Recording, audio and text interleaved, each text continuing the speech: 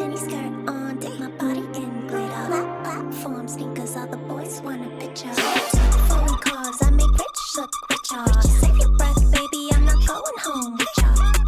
Hi, my name is Samala Ali Cronin, and I am a bachelor and Wapabara woman from Gari and the Keppel Islands in Queensland, and I'm a cultural professional and First Nations advocate.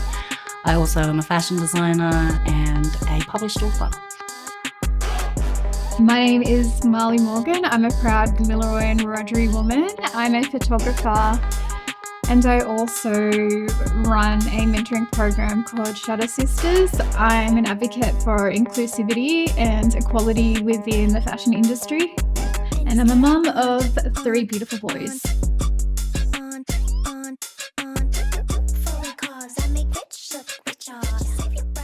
Smiley, if you could give yourself advice to younger Marley on how to navigate the transgenerational transfer of wealth, which is something that we've discussed, we haven't actually had the opportunity to do until this point in history.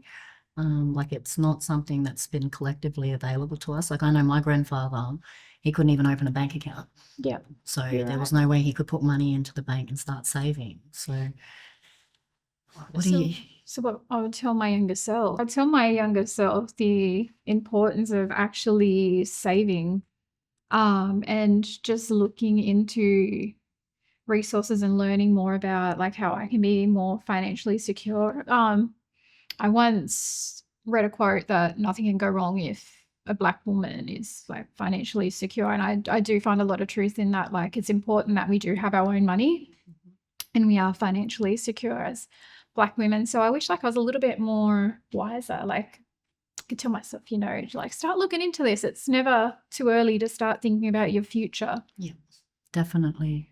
I think when I was young, I didn't see financial stability as ever being attainable. I didn't see people around me having financial stability. It wasn't something that I saw myself having, so therefore I never really went and sourced out the information regarding it until I got older. And then yeah, there's all that time that I could have been building towards my future, while I was building towards my future, if that makes sense. Yeah. Yeah. That makes a lot of sense. So what kind of advice would you give to the younger women that take part into your Shutter program? My advice would be to just, we're all at our own journey. Don't rush things. We can go at our own pace and still be successful.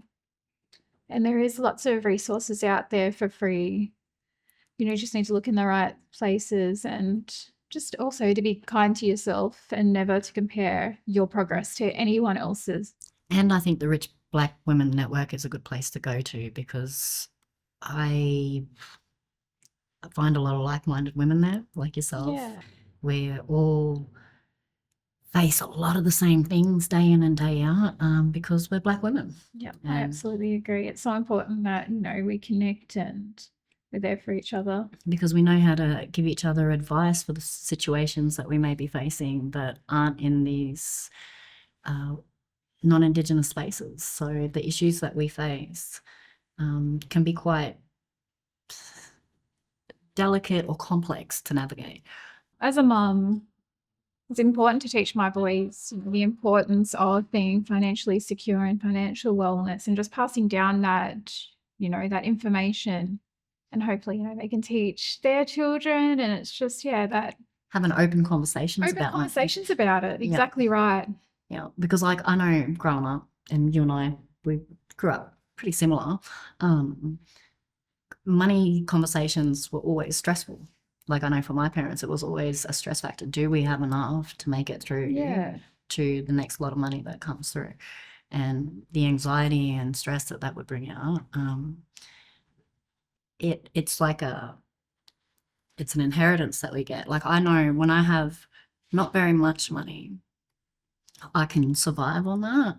When I have a lot of money, I actually get kind of stressed out about it, because the responsibility that comes with it, and just just haven't had those conversations in my background on what to do with it when I've got Yeah. it. Yeah, more in surplus of what I need, if that makes sense. I know if I could give myself advice when I was younger, it Yeah. would be I was married quite young. Yeah. So I got married at 24. Yeah. And I grew up with very conventional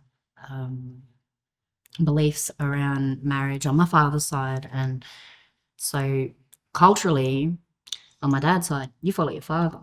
Yeah. Yeah. And we're very patriarchal in the way that our culture is ran. And so when you stop following your father is when you follow your husband. And so financially, I gave up the reins a lot to my husband. And then I divorced 4 years ago, and I ended up being left with a mountain of debt. So for me, it would be to give the advice, not necessarily to not share your finances, because that's a personal decision and every relationship is different. Yeah. But I was given a piece of advice that I've held on to, and I actually did it while I was married.